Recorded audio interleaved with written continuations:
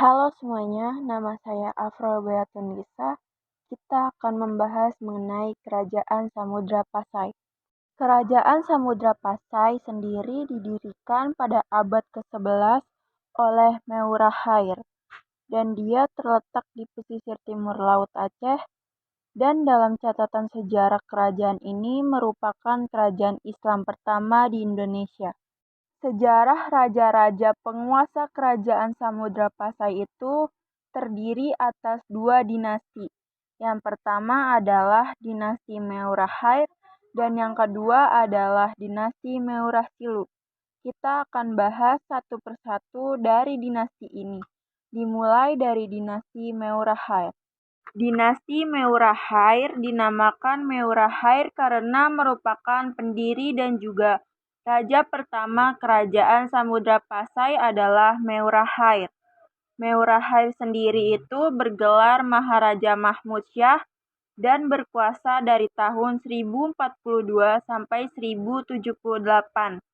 Kemudian digantikan oleh Maharaja Mansur Shah yang berkuasa dari tahun 1078 sampai 1133. Setelah itu ia digantikan oleh Maharaja Gishashuddin Shah yang berkuasa selama 22 tahun, yaitu dari tahun 1133 sampai 1155. Dan Maharaja Gishashuddin Shah digantikan oleh Meurahnu yang bergelar Maharaja Nuruddin. Ia berkuasa dari tahun 1155 sampai 1210. Dan raja ini dikenal dengan sebutan Tengku Samudra atau Sultan Nazimuddin Al-Kamil, dan sebenarnya sultan ini berasal dari Mesir yang ditugaskan untuk merebut pelabuhan di Gujarat. Kerajaan Meurahnu itu tidak memiliki keturunan, sehingga kerajaan Samudra Pasai dilanda kekacauan dan perebutan kekuasaan setelah Meurahnu meninggal. Dan ini adalah kemunduran kerajaan Samudra Pasai. Dinasti yang kedua yaitu dinasti Meurasilu. Dinasti Meurasilu ini dinamakan begitu karena didirikan oleh Sultan Malik Al-Saleh. Sultan Malik Al-Saleh merupakan keturunan Raja Perlak, sekarang disebut Malaysia. Dan Sultan Malik Al-Saleh ini mendirikan dinasti baru di Kerajaan Samudra Pasai setelah dinasti Meurahair mundur atau mengalami keruntuhan. Dan pada masa pemerintahannya, sistem armada darat dan laut itu dari Kerajaan Samudra Pasai sudah sangat terstruktur dengan rapi, dan kerajaan mengalami kemakmuran terutama setelah pelabuhan Pasai dibuka. Hubungan antara Kerajaan Samudra Pasai dan Perlak berjalan harmonis. Jadi Meurasilu memperkokoh hubungan ini dengan menikahi Putri Ganggangsari yang merupakan anak dari Raja Perlak.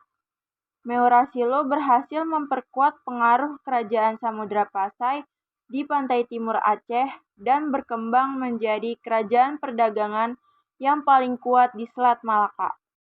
Pada dinasti Meurasilu, raja-raja selanjutnya adalah Sultan Muhammad Malik Zahir, kemudian Sultan Mahmud Malik Zahir, kemudian Sultan Mansur Malik Zahir, Sultan Ahmad Malik Zahir, dan Sultan Zainal Abidin.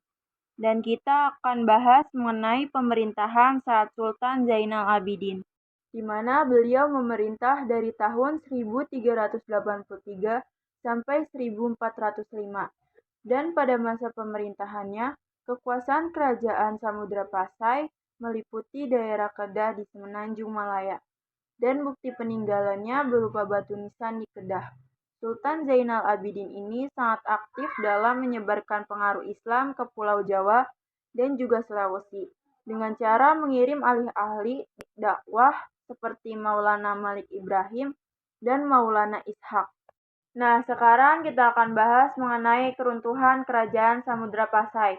Keruntuhannya diakibatkan oleh dua pengaruh, yaitu pengaruh internal maupun pengaruh eksternal.